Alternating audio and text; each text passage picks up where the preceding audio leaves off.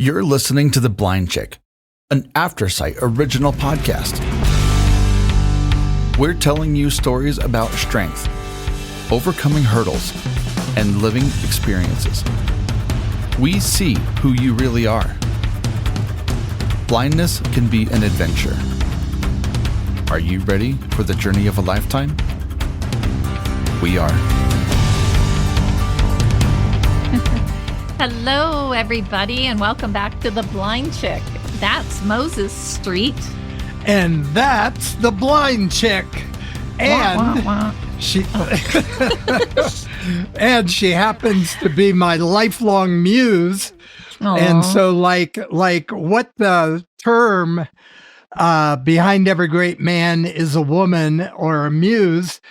And then as you read history, you find out that those muses and the woman behind the great men actually did all the work and the men just took credit. So when you see my artwork out there, Penn did it. Penn did it.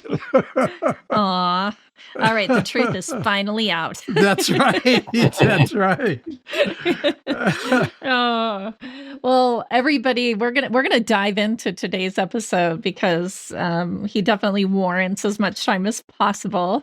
He may sound familiar. He was on Aftersight's other podcast called The Blind Sight, and definitely check out Blind Sight wherever you listen to your podcasts. Really incredible information about the 12 steps and recovery. And this is definitely a topic that's dear to my heart. We've talked about, I am a recovering alcoholic drug addict myself, have several decades of sobriety under my belt. But it'll be awesome to talk with Darran Zenger. Hopefully I'm saying your name correct, Darran. That is correct. Awesome, because this is a topic. Star. Oh, I get to hear that, Mose. There you go. You're taking all my credit away today. And Darran is a licensed clinical social worker with Cirque Lodge. I hope I'm saying that right. Yes.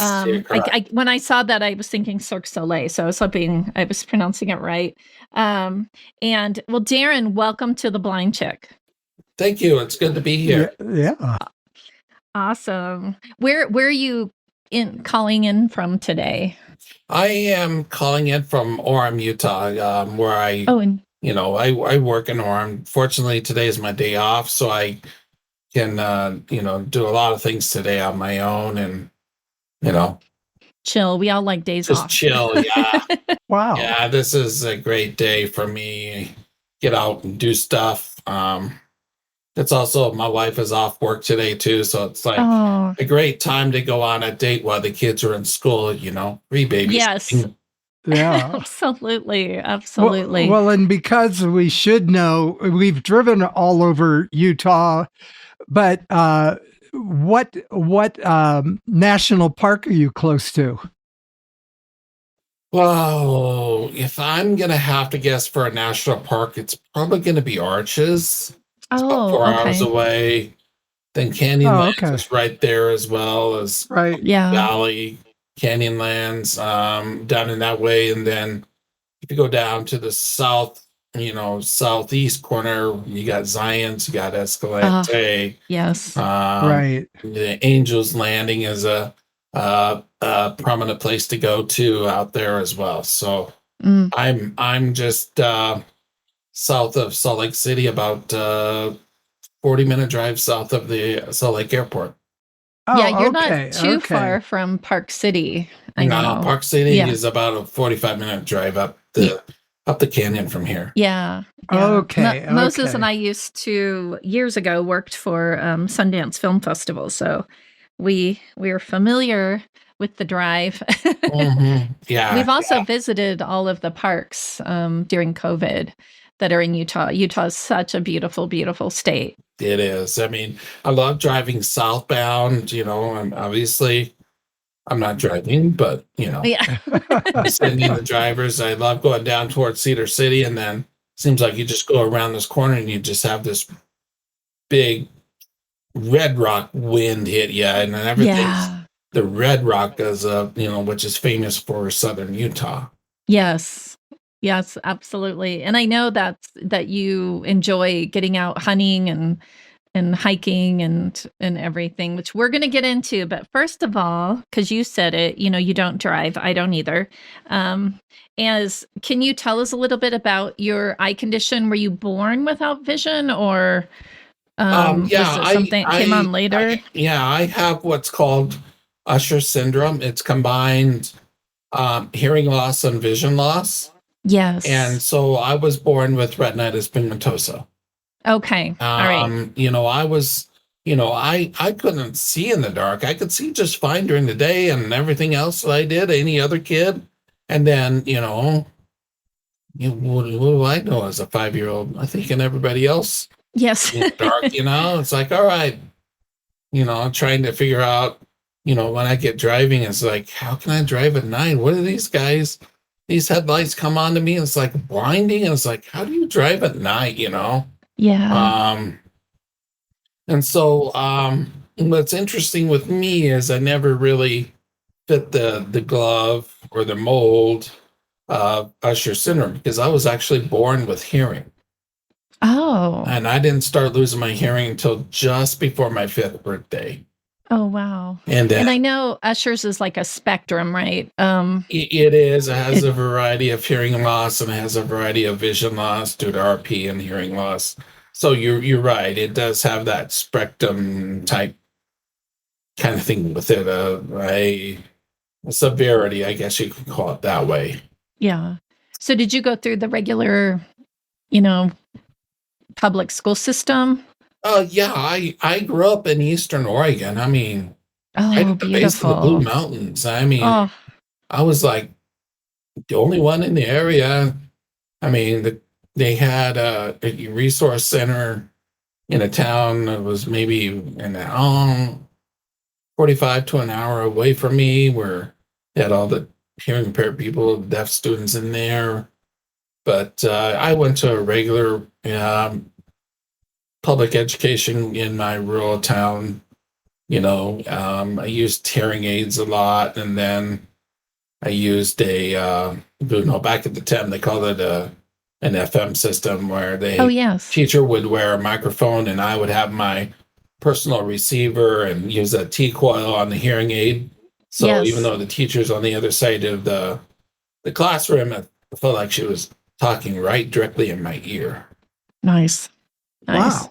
And then about 6th grade, they introduced a sign language interpreter. So from 6th grade all the way through my graduation, I had a sign language interpreter. Oh, wow. Wow. So when did you get in, when did you know this is the kind of career that you wanted? To be a social worker, that didn't happen until I was late 20s, early 30s. I was a stay-at-home dad. Nice. Raised 3 kids at home. My then wife, she went to work and supported us while I stayed home with the kids, and while they were gone and I had free time, I got on to, back in the day, it was a hot item to have a message board. I got the Foundation Fighting Blindness, and yes. And so people, especially parents of people with blindness, whatever, if it's RP, Stargardt's, Best, or whatever, they would all, reach out to me, email me, and, they're freaking out about their kid, but he says, you seem to know what's going on. And so that made me think, it says, well, I guess I can be a social worker and actually get paid to do stuff like that. and so as I move forward, come 2009, there was a point in my life that I couldn't benefit from hearing aids at all. Mm. And so in 2011, I underwent my first cochlear implant. And what was that like? I know it's a long process, is what I've been told. For me, I think I was just more scared because, I've been thinking about that since 2005 and on and stuff like that. But, my fear talk got to me saying, I don't want anybody drilling in my head, that's just scary. It's scary. And I was like, screw this, I'm not doing this. I can do this and just, muscle through this. But I realized that wasn't what it was. And so I had my surgery. I want to say it was a Friday. I think it was the 23rd of December. That was your Christmas gift. That was my Christmas gift. Oh. And then in January 11th of 2012 is when they first got activated. Wow. And so I had a lot of friends with Usher Syndrome that got implanted. Some got bilateral implants, and they kept encouraging me not think about the pain or the recovery, but look at the blessings and the benefit afterwards. And so I'm like, right. I can try to focus on that. And so I did it, and it was really interesting for me. I can hear a lot of, environmental sounds. I remember after being activated and sitting in the van as we were driving home, just hearing all the sounds left and right. It was crazy. Yeah. I mean, the turn signal in a car is like, holy cow. and then I know some people with cochlear implants, they get it. They sound like people sound like Alvin and the Chipmunks. The high helium pitch sound. I never experienced that. I had told people, it says, well, everybody sounds like Rosie from the Jetsons. Oh, no. I never robotic sound. And so one of the things that I did, I'm a musician. I play the piano. Oh, wow. And I knew, people say, well, read a book and listen to the audiobook itself. And so I borrowed my son's this is old technology, the iPad Nano. Yes. And I had some books on there and I had some music downloaded on there. And I listened to a book that I knew, was familiar with, and I figured, okay, I can try this.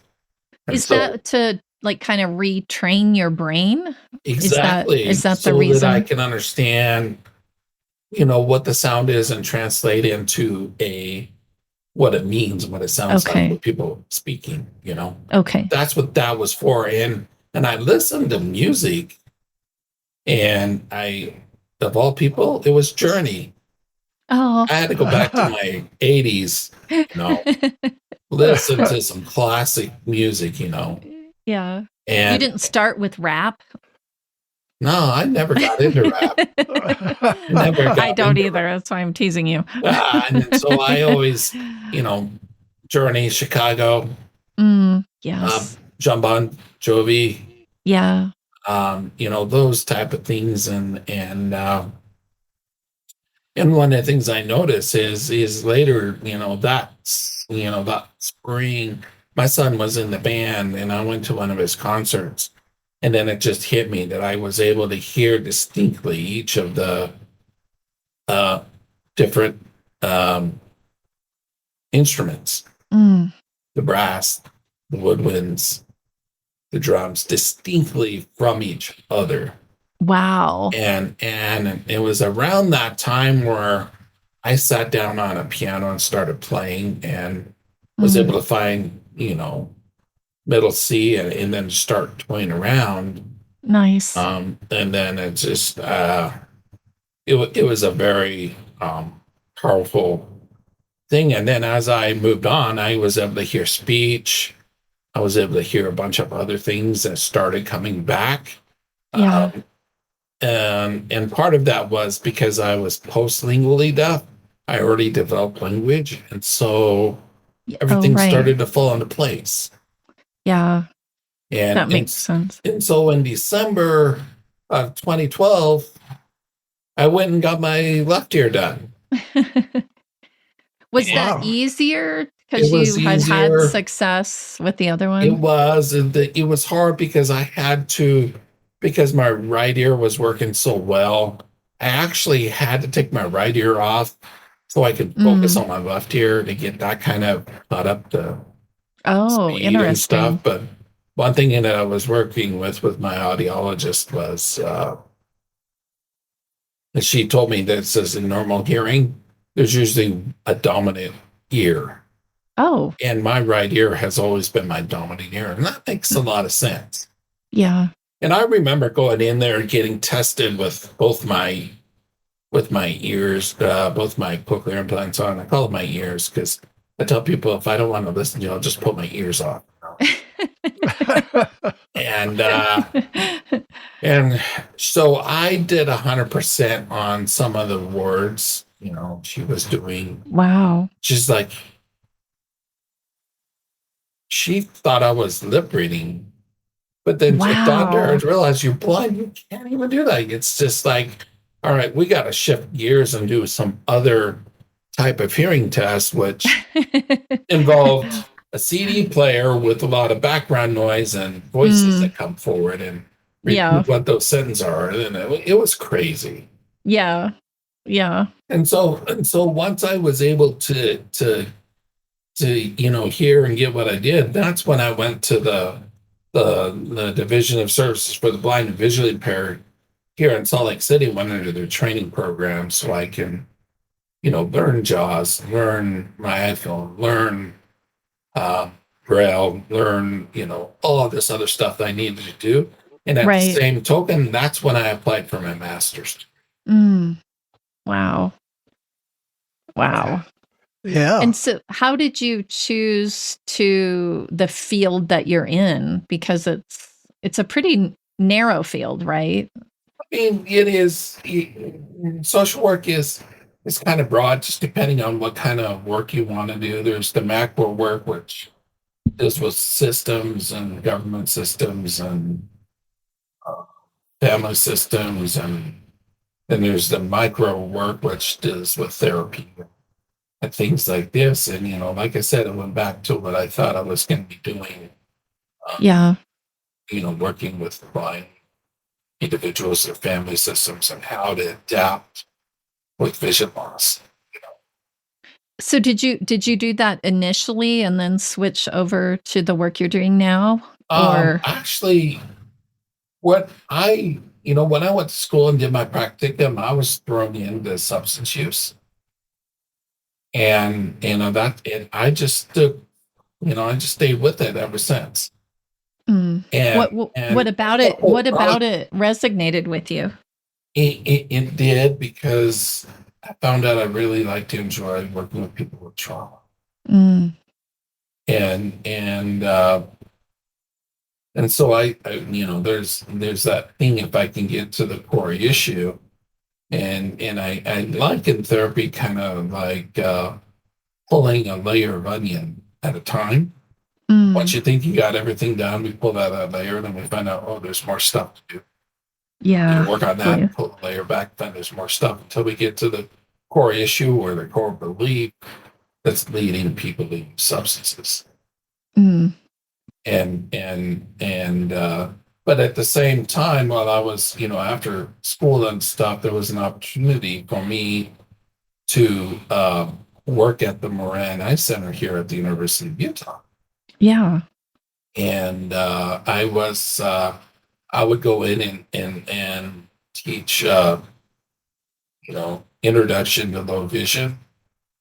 And then I would have adjustment to low vision type classes where I would invite people to come in with different resources out in the community and help the patients. Because after a doctor can't help them anymore medically, then they transition into the patient support services. Right. And my job there was to get them connected to community resources. I would have this 6-week or 8-week long classes would just rotate through this and have a different cohort every time. Talking about advocacy, talking about, services for the blind, talking about the different organization, the NFB, ACB,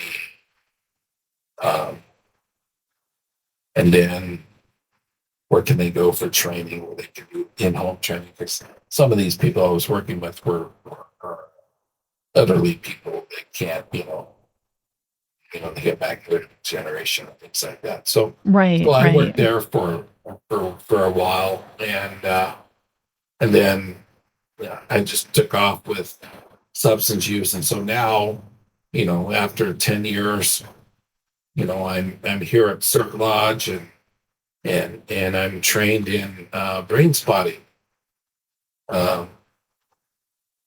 which is a very I don't know if I want to call it relatively new. Yeah, I was going to ask you. I haven't heard that term before.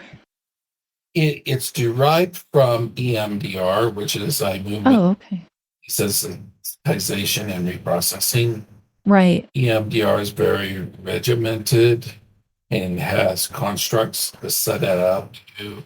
Whereas with brain spotting, it's very psychosomatic in many ways. So I still use the brain and scan, your visual field to find access to a point, just like EMDR does. Okay. And to process things, and it allows for, what they're doing is they're getting into the subcortex, because your brain is your body, and your body is your brain, and your body knows how they feel. And one of the things I like about brain spotting is I don't have to do any talk therapy. I can just let the client go where they need to go, and hold that space for them. And I've done this for people who suffered, sexual trauma, physical trauma, you name it. And I tell people, depending, I don't need to know the details of the trauma, but as you go through this, it's a very powerful thing. And studies show that if you, do brain spotting sessions, your brain and your body is still healing up towards 6 months after your very last brain spotting session. Really? Mm-hmm. Wow. Amazing. I'm gonna have to look more into that. Yeah, it was developed by Dr. Dave Grant. He was trained in EMDR, and in his book he called it even flow EMDR, but then he changed it to brain spotting. So is the patient hooked up to something, or how? No, so I have a pointer. And so as a blind person, it's really weird, because as a sighted person, you might do outside window, what they call, but since I can't see the reflex of what the eyes are when I scan their visual field, I do a lot of inside window, and I let the clients guide with my pointer. It's just a color ball, whether it's white, yellow, blue, whatever. And what they do, they sit comfortably, and if there's this particular topic, trauma or something like that, then I can scan their visual field with their help, where they start to feel something in their body.